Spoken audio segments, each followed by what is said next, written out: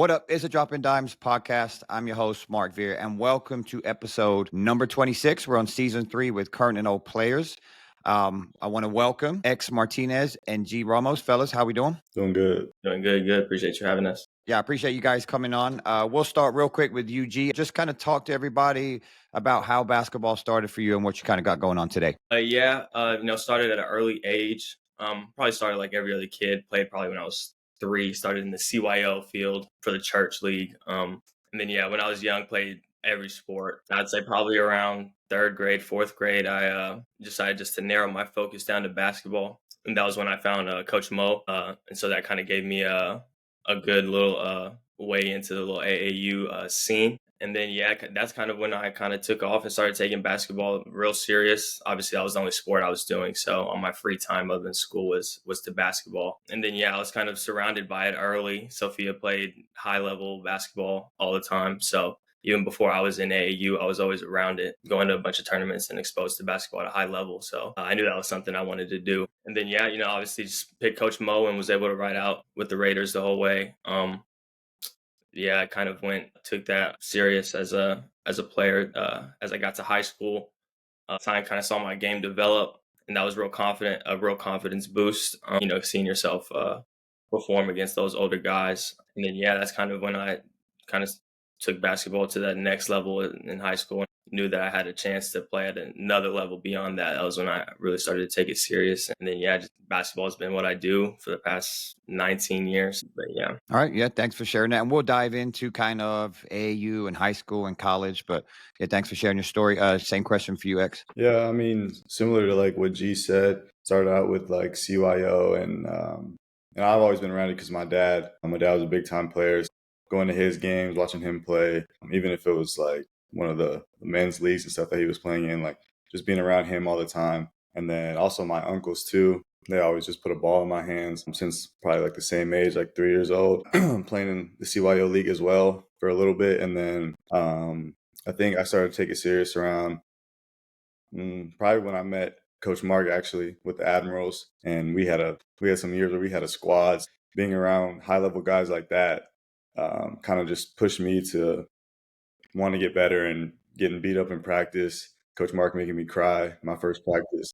That's when I knew, like, if I was really going to pursue this basketball thing, like, it's going to have to be a full-time thing. And so then from there, I was with the Admirals for probably until 6th grade year, somewhere around there. And then I went over to Hard Work with Booman and Lupe and pretty much played there my whole AAU career until my last year. I think I played with JL3. We had that little split. And then from there, went to, after Churchill and Antonian, that's where I went to Spire for a year. And it was a great experience out there. And now I just finished up my 2nd year at UCCS. Yeah. Appreciate you both sharing. It's been really nice to see both of you kind of grow into young men. I think, X, you were with me in 2nd grade. G, you were at the factory probably the same time, 2nd, 3rd grade. Raiders, Admirals going at it. It's been really nice to see you both grow up and share your journey with us. So let's start with the AAU days. That's when I kind of met you both. We talked a little bit off pod, but you, G, stayed with the Raiders entire AAU career. That is very rare in today's climate. We always talk about the transfer portal. We joke about the transfer portal in AAU. Every year, kids are jumping from team to team. So just to kind of talk to everybody about why you stayed with the Raiders and why you felt like you didn't need to jump, because I'm sure a lot of teams reached out to you wanting to go play with them. Just kind of talk about that. One thing that like I always valued was loyalty, right? And so at an early age, when we found Mo, he really invested into me. I remember when I was younger, he would kind of just text my parents and be like, have G at the gym by 5. So my grandparents would pick me up from school. We'd go eat, and then I'd be at the gym by 5, have practice at 6. And then Mo would be like, stick around for the later practice, not necessarily to participate, but like to watch the older kids and stuff like that. And so I think that's something my parents probably realized early, especially while I was young. Obviously once I got older, I realized all the things Mo had done for me. But obviously like a real personal decision. I owe a lot to Mo, and where I am as a player, as a person, I wouldn't be without him. So obviously, as I grew up and as we had some personnel changes on the team, it was a thought in like me and my family's head, maybe we should, maybe we shouldn't. But we could never bring ourselves to leave Mo. We always, no matter what happened with our team, he was always working real hard for me behind the scenes. I mean, not just me, like all our team, but I know especially for me, he was always working real hard. So no matter what happened on the court, I knew Mo was my guy, and yeah, and I mean, like my play, like I developed as a player. It wasn't like I was just sticking around to be with my friends. It ended up being real beneficial to me in the long run, basketball wise, skill wise. But yeah, no, just really appreciative of Mo, and yeah, definitely a bit of a personal decision to stick with him. Yeah, one that ended up being real pleased with. Yeah, absolutely. And you guys have a great relationship. He still is at all your games. I mean, I think that really matters. And, we have Mo on the podcast, and him and Mitch always talk so highly of you and just your character and kind of person you are. So, yeah, I love it. And again, it's nothing wrong with jumping ship, right? I mean, you played for multiple teams as well. I mean, you played for Holbrook for a long time as well, but you made a decision to also go to JL3 that last year. So I get it. I'm not saying that that's the way to go, but it's just nice to hear from someone that started at such a young age and was able to stay with the same organization all the way through. X, next question for you. I think you both played up. I know X, you did. You played up for me, and then you kind of did it your entire career. And then obviously both of you guys as freshmen played varsity. Just talk about the importance of you at a young age playing up and how it's helped you kind of, always be successful freshman in high school, even a freshman at college. Yeah, so all my friends like growing up were all a year older than me, year or two older than me. So I wanted to play with all my friends when I was young. And I think like once I got to that older age where maybe like end of middle school, like high school, it shows because a lot of that's when kids start maturing. So you get a lot of more athletic, taller, stronger kids. The game's a lot faster. And so I think it kind of helps that when you're at a younger age with that IQ, you're not going to be the strongest one on the court. You're not going to be the quickest one on the court. So you gotta find other ways to be successful on the court. So I think playing up at a younger age is just helps you with your IQ a lot, helps you with your feel of the game a lot more. Because once you get to college, like dudes can either shoot the ball or they're super athletic or they're tall. So especially being a small point guard like me, like you got to find ways to be more effective and get around kind of those obstacles. So I think playing at a younger age, playing up, it kind of helps with those things. Yep, great answer. And we'll get into IQ. Both of you guys are super heady IQ. But let's talk about high school. So sorry, X, we joked about it. I don't have your stats. Yeah. But I do have I have your stats. They got sent to me by Coach Bernal. And of course, they're very impressive. So absolutely I want to show some love to you at Antonian. So we'll go through this real quick. So your points, 2,740, real close to 3,000, over 1,000 rebounds, 785 assists, 454 steals, and then a record of 136 wins and only 22 losses. I think that's around like 86, 87. I mean, that's very, very impressive. So let's talk about the decision for you to go to a TAP school.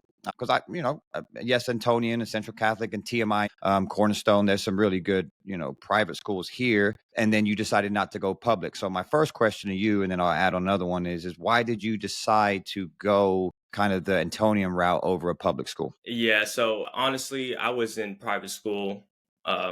Honestly, not my whole life, even college included. But yeah, so up until 8th grade, all I knew was like that private school scene. So I knew coming out of middle school that I was going to go to a different private school. My parents gave me the option, obviously, to go to my district was MacArthur.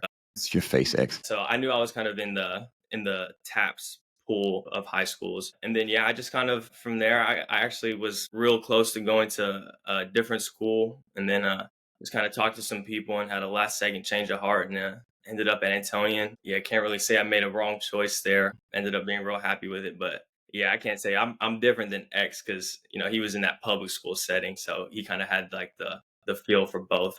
That private school is all I knew. So I kind of knew where I was picking from. Okay, and then add-on question. Just kind of talk about your experience at Antonian. I know you played with Brandon Armstrong. I believe, was Zach there? I can't remember for a little bit, and then he left. But I know you played with some Raiders kids, and then just talk about that, and then also your experience with Coach Bernal over there. Yeah, so once I got to Antonian, it was great. Everybody was good. The administration, the teachers, everybody was real welcoming. And then, yeah, honestly, because all my school friends went to a different school. So when I got to Antonian, I knew like my basketball boys, obviously Zach, Brian, Juan was there. So I had like, of course, like my good basketball boys, like all my school friends weren't there. So it was a little bit different, a little bit of an adjustment. Yeah, once I kind of found my niche there and and was able to get comfortable with it. I ended up really liking it. Was in a bunch of clubs and societies in high school, which is always good for the resume. And yeah, I obviously really enjoyed it. Had a good time there. Yeah, Bernal's he's one of a kind. He's real good with managing players, I'd say. I had a couple different assistants that would help him out while I was there. But yeah, no, Coach B's he's one of a kind. He coaches one way. He's gonna make you play hard. He's gonna make you pick up full court man-to-man defense. He's gonna make you run. But like that's the way we wanted to play in high school. So it was always real fun. He always had a good feel of when to get players going or when to get a player a touch. I love that he let us play. Like he wasn't always trying to call something every play down. He's more worried about get the ball in and let's run, which is definitely a lot more fun to us in high school for sure. But yeah, no, I enjoyed Coach Bernal, all the staff and administration at Antonian. Really, really enjoyed all my 4 years there. Love it. Okay. X, and then you kind of went over there your last 2 years. I know you got to play with G his senior year, your junior year, and state championship, went all the way to the state and won it all. Talk about your experience and then also the decision to go there, how it was playing with G for that year, and also playing for Coach Bernal. Yeah, so I went to Churchill's to basically stay with my friends. Then I grew close with the guys there, stayed my sophomore year. And then after that, I was finally like, all right, we lost a bunch of my like friends that were seniors on the basketball team. I was like, let's try to be teammates with G, which I was skeptical about it because we would go head to head a lot in AAU. And so I was just seeing how that would work out. We're both point guards and stuff. And then Santiago was also there. But I just felt like that was the best decision for me basketball wise and academically because Antonio is a very good academic school. And so once I got there, like we became best friends like that, like with all of them. So it was pretty easy to get along and we got along off the court really well. And I feel like that translated really well on the court as well. None of us were selfish guys.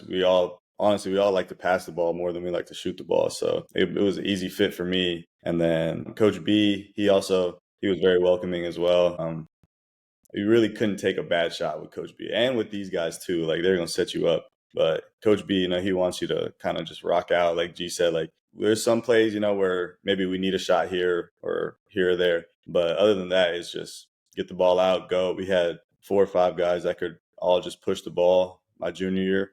And so it was just like whoever had the ball, push it, go make a play. And it worked out really well for us throughout the season. And that's how, we won the state championships. And I think we averaged almost like 90 points a game, 80, 90 points a game. So it was like, it was very effective for us and how we played and the guys we had, it really fit us well. Yeah, love it. Okay. Yeah, thanks for sharing that.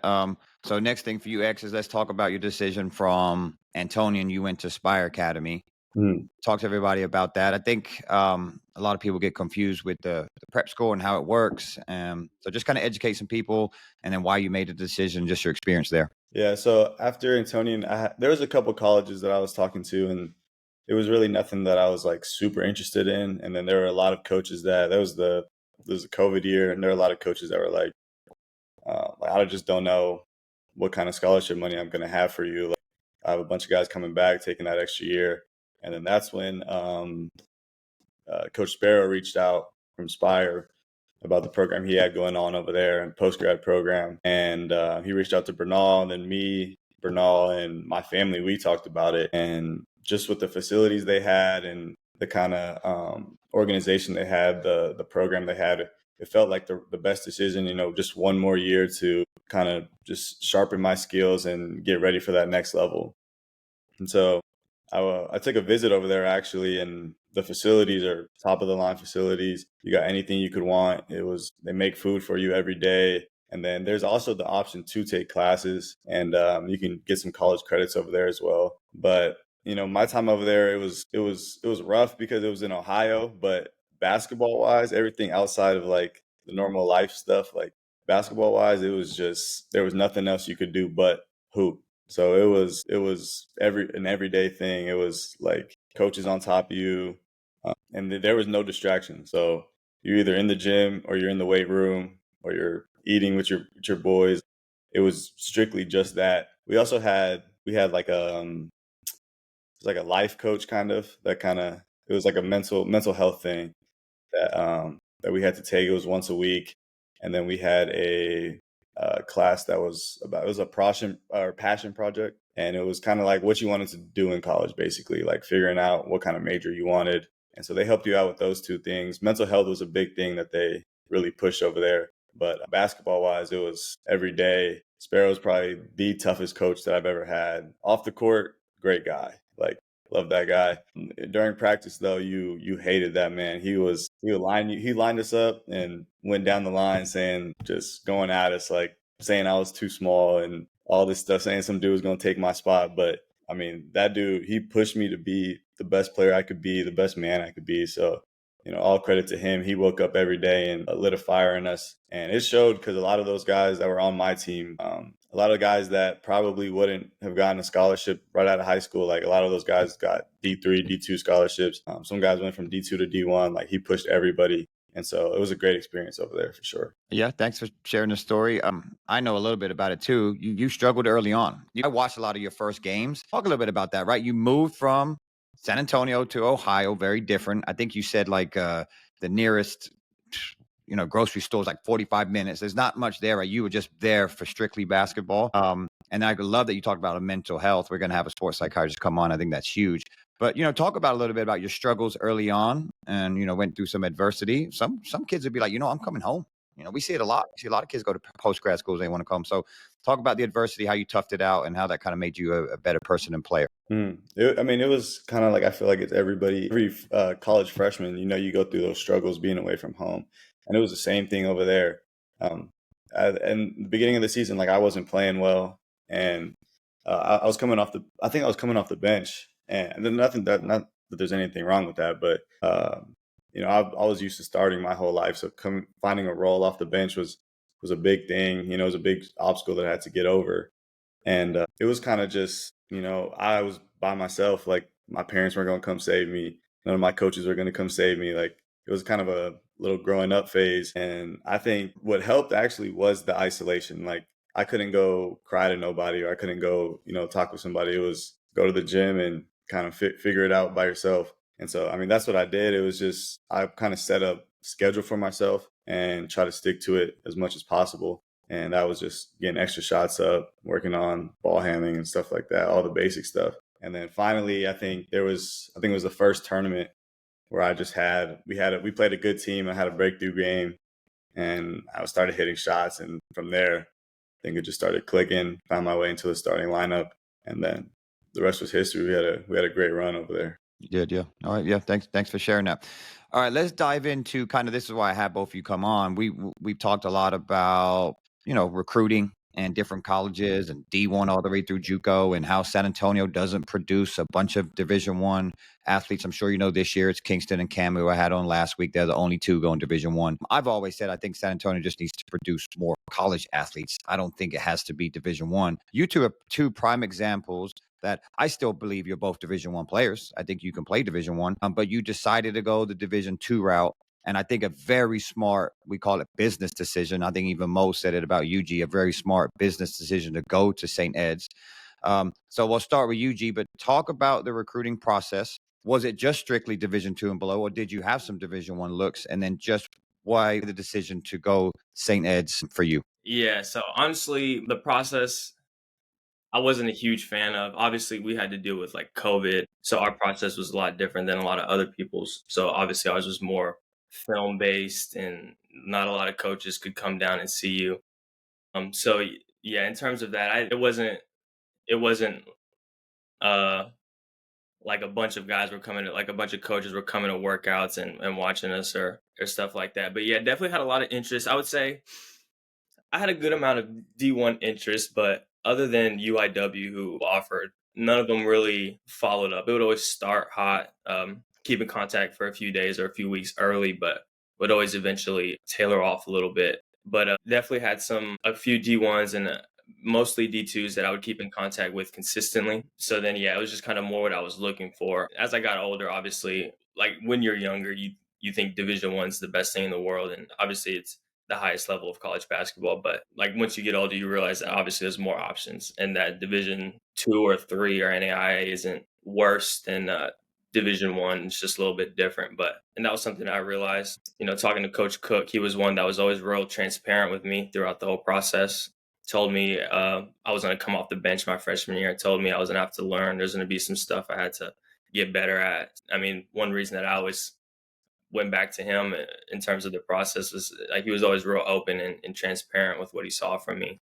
And then that kind of obviously COVID, I couldn't like go on visits. I couldn't do things like that. And so when I got to my senior year, I knew I wanted to have my decision done before the season started, the high school season. I didn't want to have to be playing and having to worry about what I'm going to do. So I knew that's what I wanted to do in my head.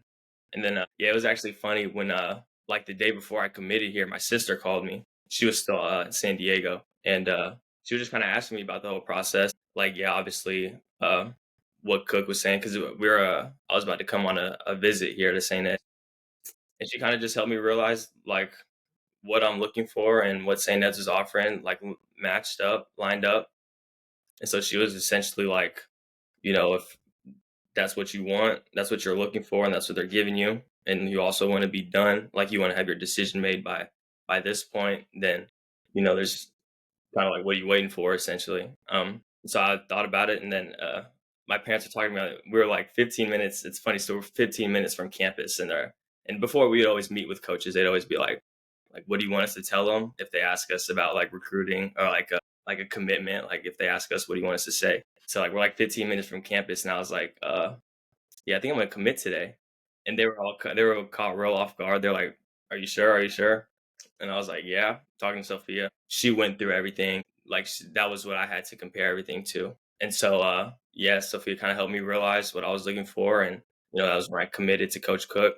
And then, I think that really helped. My senior season, obviously, we were good anyways, but kind of have a nice little weight off my shoulders going into that, knowing my future was set in a sense. Yeah.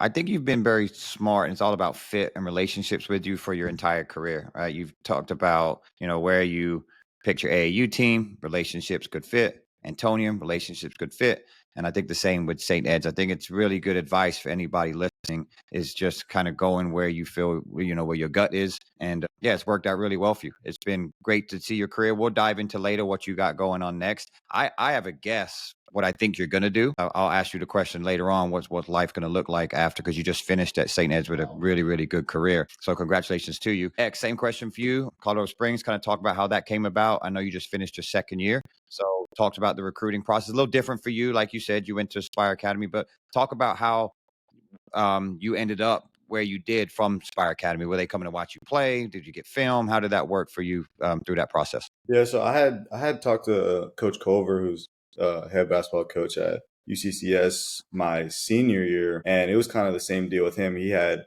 guys that were seniors that got that extra COVID year, so they were coming back, and he was kind of one of those coaches that was like, yeah, like I just don't know, I just don't know what kind of money I'm gonna have. And so then at Spire, it was just a follow up, and he was still recruiting me. He came out to one of our games in Las Vegas. I think I took a visit over there actually on Thanksgiving break. And then he showed out in Las Vegas right before Christmas break. And then I think that was maybe a month or two before I committed.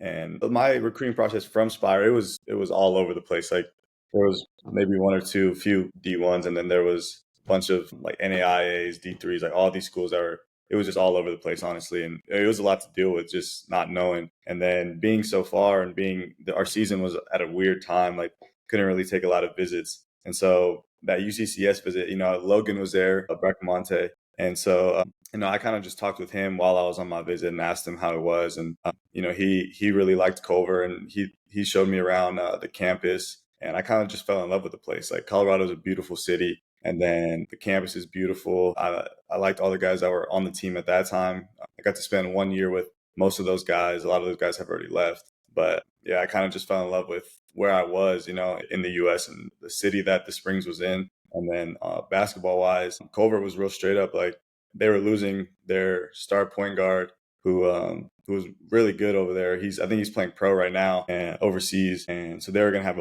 a big hole to fill. And he said right away, like, one of the things I love about you was that I was coming from Spire, which is post-grad. So I was ready. I wasn't going to take a redshirt year, basically. He was like, you're going to come in and you're going to be thrown straight into the fire. Like we expect big things out of you in your first year.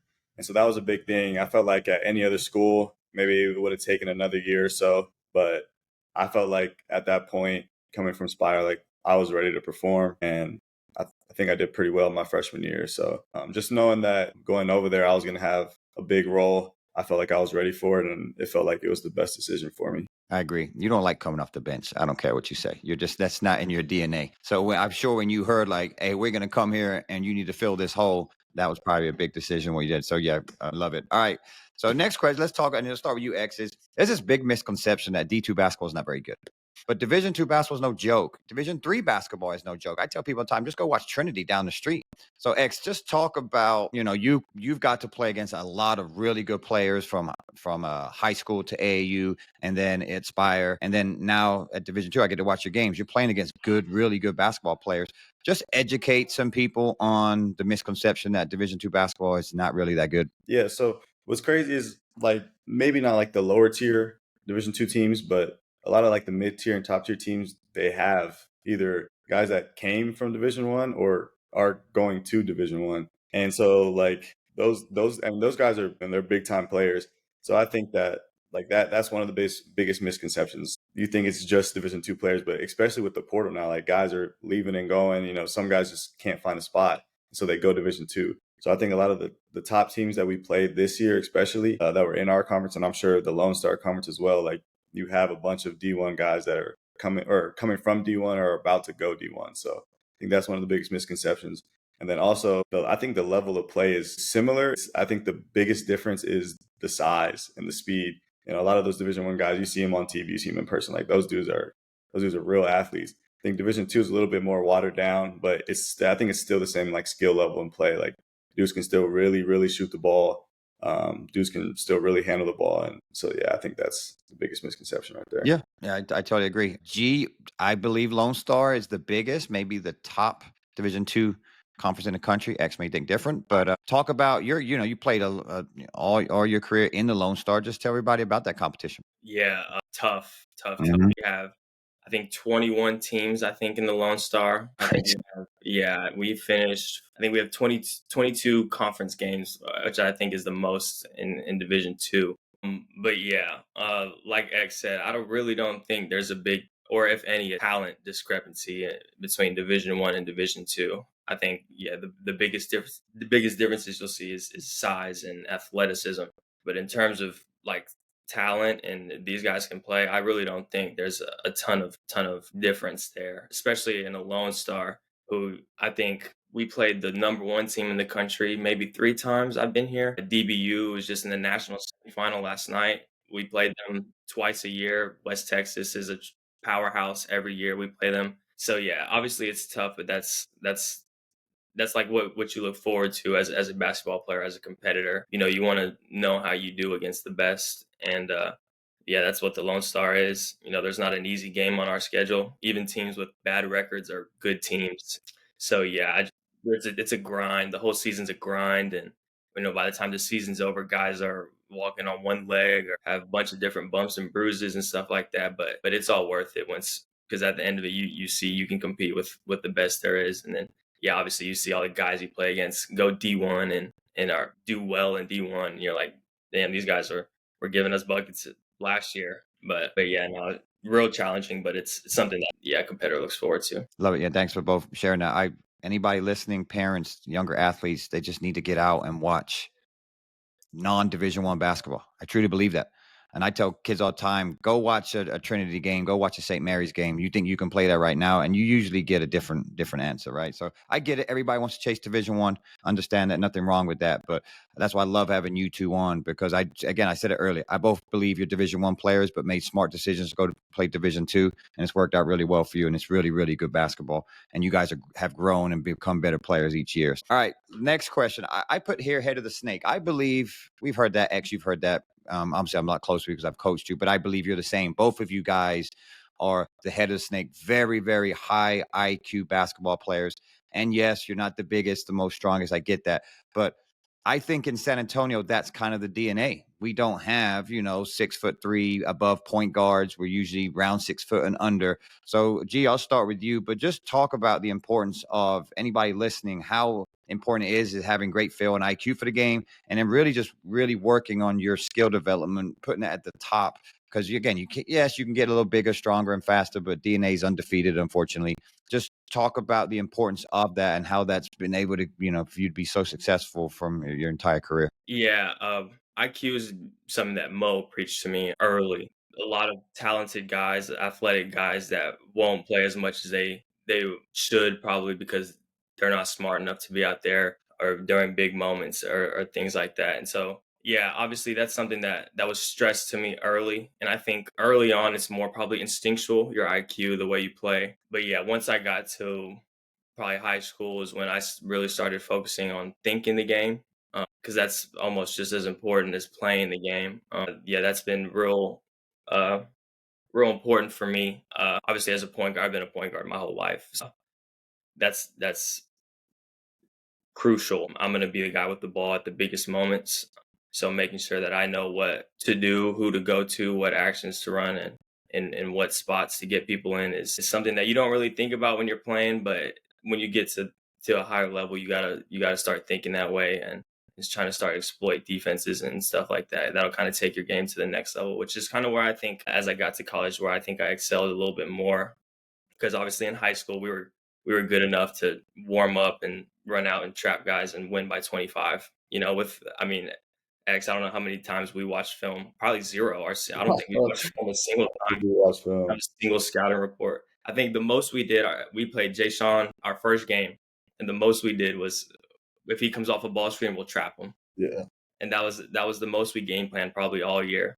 So yeah, getting to college was a little bit different, enhanced my IQ, and once you kind of get your IQ up, that's when I think that kind of leads into you see where you need to develop physically, like your skills, and you kind of see where you have to get better at specifically versus just kind of working on your all around game. You kind of have some more focused skill set, and yeah, that's one of the things that I feel like is important and kind of helped me as I grew throughout this whole process. Great answer. I got some follow-on questions I was adding, but I'll ask you the same question, X, and then we'll dive into some follow-ons.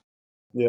I think you say like it's not DNA, but I think I got everything that I got from my dad, like as far as like IQ wise. And it could have been, just being around him when I was at a young age, watching him play, and then also playing with him. Like you say how, or I said how, the game speeds up. But once you get to a certain point with like when you're playing with like older guys that that are like grown men that maybe in their past days, like I used to play with my dad when I was real young, and there were guys that were past their playing days that were just running. But I remember like one day I came home crying because like and it was just like at Lanier or something, just an open run, and like I wasn't getting the ball, and I had turned it over like once or twice, or maybe I missed a shot, and then after that, like I just wasn't getting the ball no more. Yep.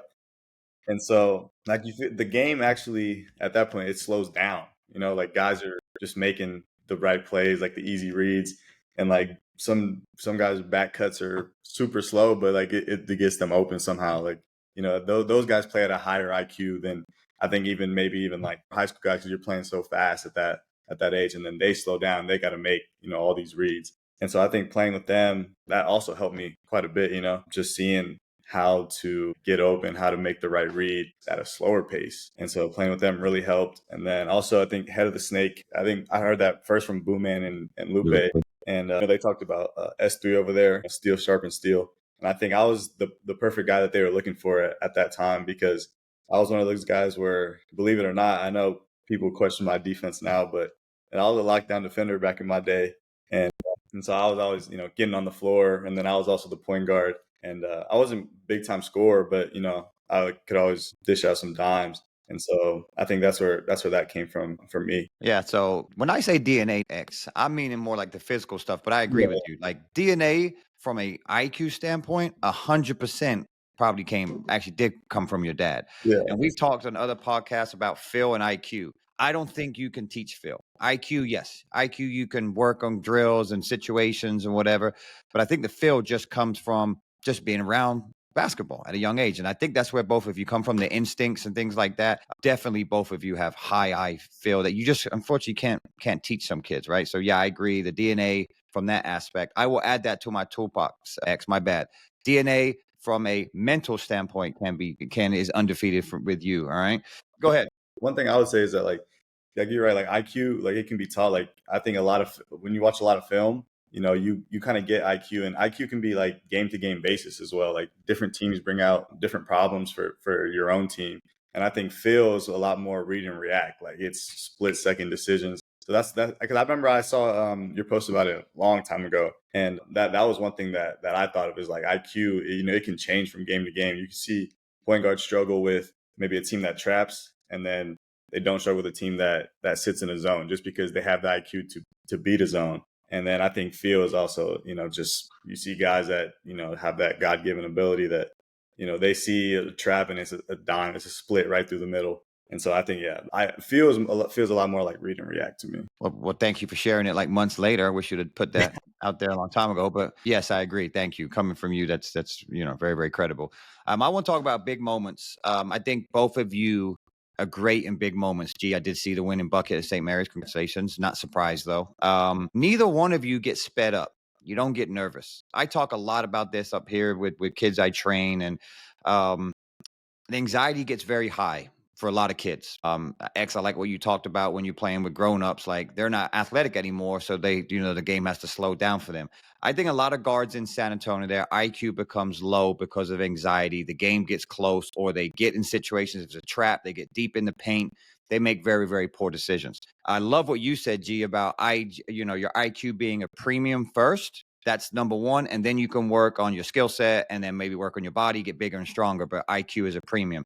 So why do both of you, or how are you both, very successful? X, will start with you in big moments. Like what's going through your mind in big moments, big games, tie ball game, overtime games, whatever it may be, low shot clock, all the situations you guys have been in. How are you able just to keep the anxiety very low? Any advice for a lot of point guards that'll be listening to this? Yeah, so I think, comes all back to your preparation. And, me and G work out probably multiple times a day since, middle school, probably definitely during our high school days, And so I think it comes back to like that preparation that you put in, off season work, like you should be working out even still during the season. Like it should be like a daily thing. And so it comes all back to preparation for me, knowing that the shot I'm about to take or the play I'm about to make, I've made thousands of times in my career. So, like what's one more shot? And I always think about, I think it was Coach Cal who, in an interview, he was like, he talked about a player that missed a shot or was missing shots. And then he asked him, how long does it take to make or to shoot a shot? And the player was like, maybe 1 or 2 seconds. And so if the player shot 5 shots and missed all of them, that's 10 seconds of a game. And he played 30 minutes. So how he can't let that 10 seconds or that 1 or 2 seconds of a shot affect 30 minutes that you're playing, or else at the higher level, like you're not going to be on the court anymore. So yeah, I think just preparation and then knowing that you kind of got to get over yourself, whether you make it or miss it. Like your team trusts you, your coach trusts you to have the ball in those situations. So just rely on that and go make a play. Yeah, love it. Great answer. Do you anything to add to it? I mean, yeah, I definitely agree with X. I think like a lot of the, basketball, but just in life, a lot of the anxiety and worry comes when you're unprepared. So, I mean, obviously, like X said, trust like all the work you've put in. That kind of takes away a little bit of the anxiety. Even if you miss it, that's a shot that people are going to be like, oh, that's a shot he works on. That's a shot that it was a good look, and we'll live with that, make or miss. So yeah, having that trust in your own work and confidence in yourself to have that to fall back on. And then yeah, obviously, like as a point guard in big moments, if you are rushed up or if you're not calm and poised in that moment, then who else is going to be, right? Like you have the ball. If you have the ball and you're frantic and don't know what to do, the other 4 players are going to be the same as well, which is just going to make the end game situation that much more harder. So obviously, you got to trust your work and trust yourself, but also know like you're trusted enough to have the ball in that position and to stay calm. And I think obviously me and X have been in tons of those situations over the past 10 to 15 years. So I think when you see it now, you kind of see us in those moments, and we are definitely calm and collected in that. But yeah, nobody sees all the work and all the shots we put in before that to get to that point. And nobody sees, all the stuff that we've done up to that point to just to get there. So yeah, it might be like a real nerve-wracking for fans watching and stuff like that. But like we know in that moment, like we're good, and we'll be fine. Yeah, love it. Great answers. That's good advice for any, young athletes looking up to you guys and listening. And I was going to ask you this, G, but I think you guys have just been through so many wars at a young age as well. I hear a lot of parents like, we don't want to travel to Houston and Dallas and Vegas at a young age. But man, I'm going through this with my little guy. He dabbles in basketball a little bit, but we travel a lot. G, question for you though. Do you think that's helped you? And I'm selfishly asking for me as well. Do you think that's helped you playing such good competition, bigger, stronger, faster kids at a young age? You've just kind of figured it out, and that's helped you be very, low anxiety in those big moments. Yeah, for sure, 100%. Because I think in those moments now, yeah, for sure, low anxiety. But back then, nah, opposite. Getting thrown into those moments for the first time, and in Houston against teams that are much more athletic or probably better, or in a sense like that. Yeah, definitely a lot of anxiety and worry, but that's kind of where you figure it out. So I think, yeah, at a young age, I do think it's important to kind of get out and play a better competition. Yeah, it'll better prepare you for sure. I think, yeah, as I went through that whole process playing, because that really opened my eyes. I remember the first time going to Houston and Dallas, and then coming back to San Antonio, you kind of realize, even at a young age, that the talent, it's different everywhere. Yeah, definitely prepares you for it. Appreciate it. I won't ask X because I already know. X used to cry in my practices. We went to Houston for the first time. LJ cried, dropped 30 on us. I don't know what to do. Was it 40? It was 40 and a game winner. That was ridiculous. And look what he's doing now, right? I barely even played that game though, because you couldn't guard, man. He's talking about he can guard somebody, G. Nobody could guard LJ. I had everybody on him. It didn't matter. My guy was cooking us. And LJ, if you listen, he was a chubby little kid too. Let's be real. He was kind of a little chubby thing, getting busy out there. But yeah, I was a big believer in taking my guys to Houston and Dallas, seeing that competition. And then within the same way with the Raiders, right? You may have got your tails handed to you early, but man, that's when we just kept going back and the gap was getting smaller and smaller. They ended up beating those teams. So yeah, G, thanks for sharing that. And thanks for sharing the 40X. I thought it was 30, so I appreciate that. All right, next question for you, X. I want to talk about your ACL injury. It's big now. A lot of kids are getting hurt, unfortunately. But just talk to me about how that was for you. Obviously not very good, but man, I thought you came back bigger, better, and stronger. And you were kind of obsessed with the rehab. So talk a little bit about that. Just educate some people about it, because I know there's a lot of kids right now that are going through it, and how you can help them and what worked for you. Yeah, I mean that was a rough time. It had happened right. I think it was end of my 8th grade year, first game of the first tournament in AAU. I think we were in Portland, Oregon. Yep. So we thought, we were hoping for the best. We thought it was maybe a sprain or something like that. But sure enough, we come back and fully torn ACL, partially torn meniscus. And, there was probably a week there right before my surgery where, I had to just sit down. And my parents were there for me like the whole way, like credit to them. They really helped me through that. I couldn't do it without them. But there was a time there where I think I was like either laying down or something, and I was just like, man, like, is this something that I really want to do? Just hearing all the stories about, the rehab, and, some guys just like don't come back the same. And so talk with my parents, and a lot of guys reached out to me that, it was like past hard work players, and a bunch of connections that Boo Man and Lupe had, and just encouraging me. And so after that surgery, it was kind of just head down, rehab multiple times a week. And it was some of the worst pain that, I've ever felt, just with the stem, and then just all the little things that you take for granted when you're not injured, when you have 2 working legs.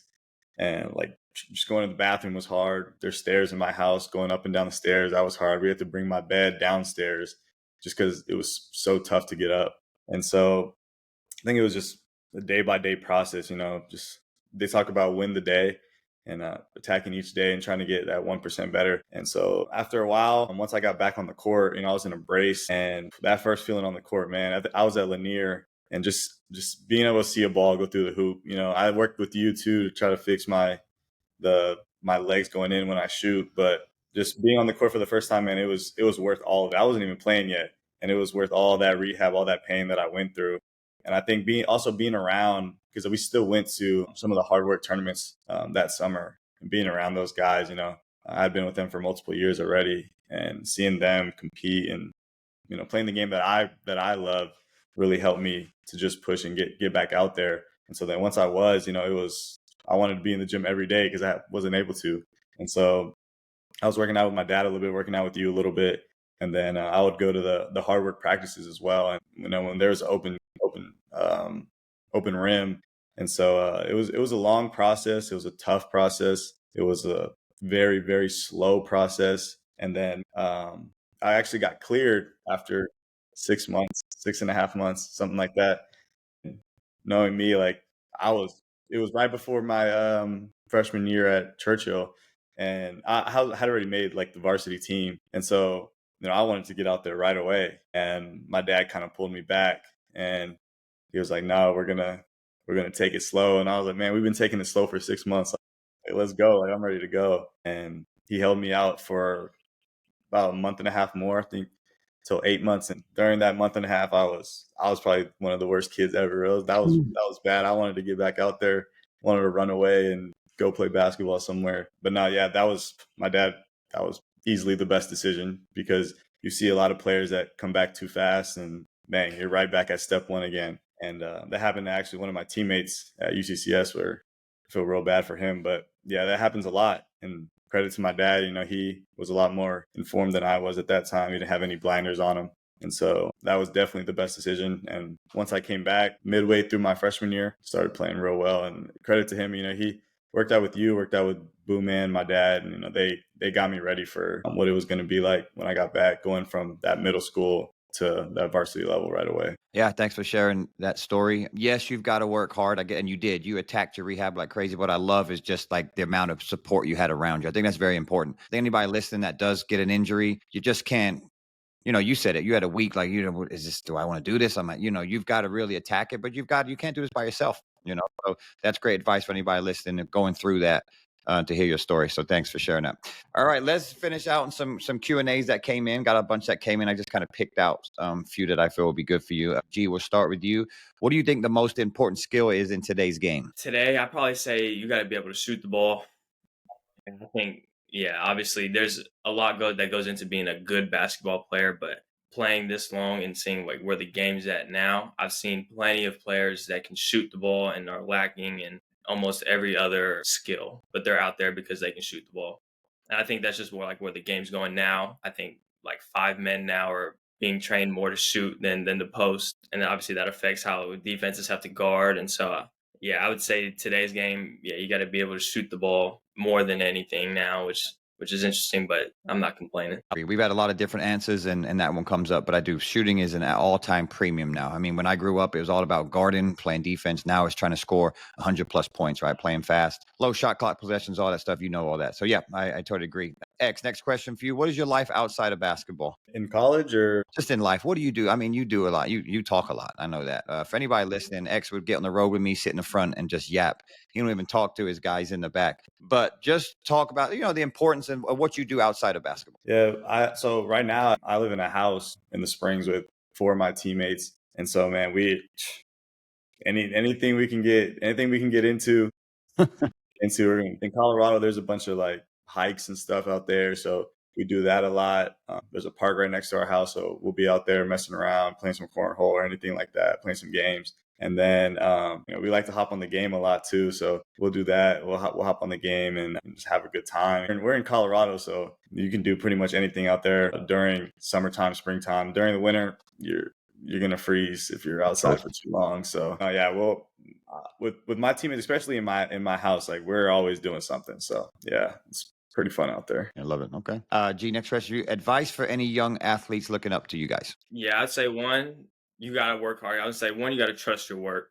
But obviously to go with that, you have to have a plan, like a work plan. Me and X don't get here by accident. It's not like we just played good games and right people saw us, and like that's part of it for sure. But hours and hours and hours of work and knowing what you have to work on. I would say work on what you're going to do in a game. Would probably be my one or two to tell the young kids. A lot of trainers now are, I mean, I don't know. It's just you see a lot of guys that work on things that they'll never do in a game. So I'd say like once you know your role in the team, you got to work to get there. To you got to know what you're working on specifically. And that last thing I'd say is you don't have to score. I'd say you have to impact winning. And, that's not scoring. That's not passing. It's sometimes it's defending. Sometimes it is just passing or getting your team into your offense. But you got to do what you got to do to impact winning more than put up your own stats. You sound like a coach. So I'm gonna go to the next one. What's next for you? Well, so yeah, long term, I do want to coaching basketballs, but as I've kind of played the game and kind of grown in it a little bit, I've always knew the game. Like I wanted to stay around the game in some aspect. But yeah, being around Coach Cook and my roommate, his dad's a coach for the Spurs. Hearing the way they talk about the game off the court, and that's what I want to try to do. I think I'm gonna get my master's here and try to GA for Cook. Nice. Yeah, try to get my foot in the door as soon as possible, really. But yeah, I do want to be around the game. I want to coach it at a high level in the future. You will, for sure. So I love that. I love you staying around the game. Love having players that want to continue doing their passion. And I always tell people, I'm fortunate to do what I do, but you got to love what you do. And I think you'll be fantastic around the game. Congratulations to sister, too. I bump into her every while, and she's obviously at UTSA, just a great basketball family. Your parents done a great job with you. So love to hear what's next for you. So congrats on that. Question for both of you. Who's the best player? It could be AAU or high school or college. First for you, who's the best player you've ever played against? I think for me, it was probably Greg Brown. Yeah. He was, especially in high school, we played him twice. And I remember we played him in like a, one of those like preseason things where you just play like one half. And I think we tied against them. Again, I think he was at Vandergrift. Mm-hmm, he was. We tied them and we were hyped. We felt like we had won the game, like a full game. And then we played them about a month later in the tournament. And man, dirty ball. It was any way you can get it, inside, outside. I think he hit like 5 threes that game. And then he had 5 highlight dunks where he was pointing at the camera, putting it between his legs. That was unreal. I've never seen like such athleticism like that. And then also being, what is he, like 6'8", 6'9", something like that. Also being able to shoot the ball, shooting step backs off the dribble. He was giving it to us every way you possibly could. So I think for sure he was one of those guys for sure. He was tough. Yep. Same question for you, G. Yeah, Langston would always be a tough one for us. I think Jalen Tyson was one that in high school we ran into a couple times. I remember we saw him at the state tournament my sophomore year. And he was good, but he was a little clumsy. And then that next year, the year they beat us in state, he was hitting threes. He was getting middies. He was posting up. And it took a huge leap. And we were all just kind of like, damn, like when did that happen? But yeah, kind of seeing where he ended up, first round draft pick for the Cavs, ended up not being too bad. Yeah. But yeah, that was a tough cover. Yeah, 2 really good players. Yep. All right. X question for you. Your family's funny, and I love all of them. But they want to know, one of them, I want to say it was, they want to know who's the best out of your 2 uncles and your dad. Who's the best player out of the 3 of them? I think my heart says my dad. So I'm going to stick with that one. But I know my younger uncle, Mike, I know my dad said he was giving a lot of buckets out. So He could play. And then my other uncle Joe, he could shoot the ball, so he would space the floor for my dad's team. I think my dad was the best one, just because everybody talks about how he passed the ball and all that stuff. I still think I'm the best one out of all 4 of us, but yeah, we'll see. I think my dad was the best one, and then yeah, they got all hope. I agree. Your dad was tough, man. I don't think a lot of people now today's know how good your dad was. So all right, great. Let's close on some quick hitters. So the first one is, what's your pregame snack? Cuties, the little oranges, the little mandarins. Yeah, go to. For me, it's some sour Skittles. Okay. I don't know if you heard the last one. Cam Cowgill drinks chocolate milk and hot Cheetos. Before game? Before game. It's crazy. Yeah, and then Kingston does Skittles as well. Skittles is the worst candy in the world. You know that? You don't care now, but when you get older, you will. When you get to my age, you won't be eating that stuff. It gets you right for the game. Okay, I gotcha. All right. Next one, pregame superstition. Yeah, I always, and I don't know why I do it, but before tip off, I always squat, take a second to myself, and it would be like right before tip, right on the court. But yeah, started in high school and couldn't tell you why, but every game, something I do. For me, it's I gotta have my hair product, man. Look good, feel good, play good. Get your curl, get your. Yeah, if I don't have because when my hair is longer, it like gets in my eyes, and so I gotta put my stuff in. And if I don't have it, if my hair, I just don't feel right. Like my hair's all over the place. I would Got say you. Home games or on the road? Home for sure. I like the road game. I like when the student section talking mess to you. Yapping. Yep. You do play better when it's that. Yeah, for sure. All right. Okay. Next one. All right. Games on the line. You want a ball screen or you gonna go ahead and ISO bucket? Ball screen. Yeah, I like a ball screen as well. I agree. Most people say ISO, but I think you guys are so good at it. Pick and roll. All right, last question. This may take you a while. I did it last with Cam and King, but that was 5-on-5. It's going to be a 3-on-3 squad. So you got to pick your team. You can't pick each other, but you're on the team. You got to pick 2 other players, and they have to be from San Antonio. And 3-on-3, you got to think about it. There's some strategics about this, right? You may go small. You may want shooters. You may, whatever. And it's FIBA rules too, where you get the ball out and you playing. So quick 3-on-3 game. Who's your squad? Wasn't he just USA 3-on-3? You can take him, yeah. Yeah, I'll take that. I would. It's smart. Little experience. All right, so you, King, and who's your third? I'll go. I need a little bit of size from San Antonio. That is tough. I'm going my man, Zach Clemens. I guess you would. All right, so you, King, and Zach versus X. Who you got? I'm gonna go me. I think I'm gonna go Austin. That would be our backcourt, and then we do need some size. I think I'm gonna go. Does Vince count? Yeah. Yeah, I'm gonna pick Vince. I'm taking big Vince. All right, hard work. Okay. Inside for sure. All right, love it. All right. Hey, well, fellas, I appreciate you both coming on. Great podcast. Again, I said it earlier. Really been nice to see you guys kind of watching you grow up, little bitty 8-9-year-olds there at the factory, now in the grown men. Looking forward to your future, G, what you got going on coaching. Fantastic career. Congratulations, everything. And then X, looking forward to seeing what your next 2 years at college have for you. Again, I appreciate you both coming on, and we'll take care, and we'll be talking to you guys soon. For sure. Appreciate you having us. Yep. Thanks for having us, Coach. Thank you for listening to the Dropping Dimes podcast. Make sure to go follow us on IG at Dropping Dimes Pod. Remember, each Friday we'll be dropping a new episode, so hit the follow and bell notification buttons to never miss any content. Let's get better together. We out.